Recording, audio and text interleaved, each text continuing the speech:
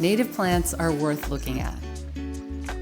Welcome to my native garden seed haul. Last week I did a video on my veggie garden seed haul. This time we're going to be talking about native plants and what I'm going to grow from seed this year. I tend to get a lot of seeds from my garden already, so I don't really need a ton of native seeds, but there were some special species that I just really wanted to try to grow this year. So I'm going to share them with you. Look, I have enough plants. Believe it or not, this year I removed more plants than I put into my garden. I removed more plants than I put into my garden. My garden is mature enough that it just keeps giving me more plants. The plants are native, and so they seed around and they multiply by rhizome. So I remove stuff all the time and give it away. It's really fun. It's like one of the best things about having a mature garden is that you can share with your neighbors and other gardeners. So a lot of these plants I'm going to end up giving away. Some of them are going to be for some guerrilla restoration. I'll make a separate video about that, maybe. Or maybe not. Now, when we talk about veggie gardens, we usually divide the plants into two categories, which is cool weather crops and warm weather crops. The cool weather crops we're going to plant in April or May, and the warm weather crops we're probably going to have to wait until June, depending on the weather. With the native plant garden, a lot of times I think of it in terms of shade plants and sun plants. We can make it as complicated as we want. We can talk about the soil moisture, we can talk about the soil type, acidity of the soil, the community of plants that it belongs in. But for this video, I'm going to do sun plants and shade plants and share with you what I plan to do. The first one I want to talk about is Prairie Smoke. I can't talk enough about how great this plant is. I love it so much. It's like 8 inches tall and it has the coolest little flowers. It's one of the first flowers to bloom in the spring. This is a really cool plant, but it's really small, so you need a lot of them together in order to get the real effect of the plant. It's kind of hard to say, okay, well, I want to buy 15 of this plant. Let me go to the plant store and see if they have 15 Prairie Smoke. Probably not. So that's why I'm growing from seed. I had really good success last year growing these from seed. I winter sowed last year. I also grew under lights, and I was able to transplant a lot of them outside. I'm looking forward to them blooming this year. I don't know how many I planted out there. It must have been 20. It was really easy to grow from seed. You can direct sow them, but I kind of recommend growing them in the winter sowing style or growing them under lights after cold, moist stratification in the refrigerator for 30 to 60 days. So what's cold moist stratification? Let's stratification, that the seeds have a process, evolution physics. Okay, let's just look at it this way. I'm told we have 4 seasons. I mark Halloween as our first frost date, which is when most plants lose their leaves because of the freeze. This is in northern Illinois, zone 5B, just for reference. So in winter, everything is pretty much dead. Above ground anyway. And in spring, plants start sending leaves up, and by summer, they start making flowers. Fall comes, the flowers are dead, but there's a bunch of seeds, so the seeds start falling to the ground, and if a seed sprouts immediately before that frost date, it's gonna die in the frost and winter, so that's not gonna work. If the seed figures out a way to wait until after winter is over, it can sprout in the spring and have the whole summer to grow big enough to weather the next winter. So basically, Mother Nature is telling this seed to wait. Winter is coming. Sprout in the spring. And that process is called cold stratification.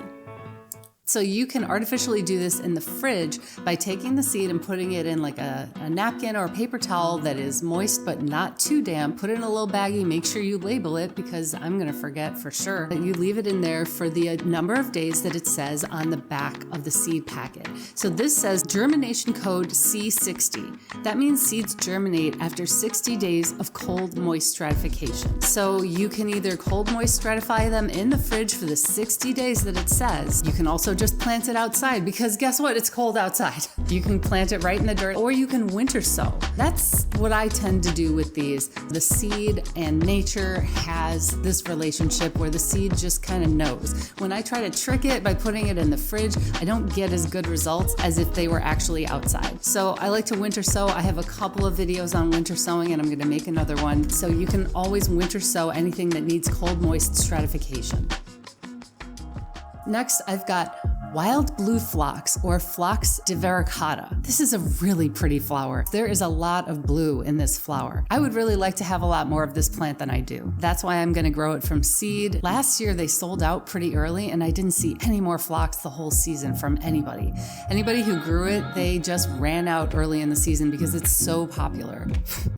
This is a shade plant. We're supposed to be doing sun.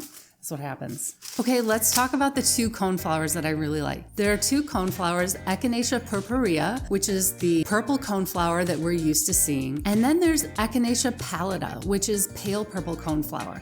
Now let's talk about Echinacea pallida first, because I think a lot of people are familiar with Echinacea purpurea. This is pale purple coneflower. This plant is very drought tolerant. It has a taproot, so it doesn't like you to dig it up and move it around very much. The leaves are fine. They're a thin shape and they have fuzzy leaves. That also helps them become drought tolerant. And the flower has a little bit of a different style to the petals. Their petals are more thin and they hang down instead of flaring out where they're going to get hit with all the sun's rays. So this plant is really designed to be drought tolerant. And I think with the droughts that we've been having and the warm weather we've been having, a lot more people probably should consider pale purple coneflower or Echinacea pallida. Pale purple coneflower will flower about 2 or 3 weeks before purple coneflower. That sort of gives you an illusion of a long bloom time. And then, it looks like you've always got flowers blooming. The purple coneflower that we're used to is also a beautiful flower. This one is a little less drought tolerant.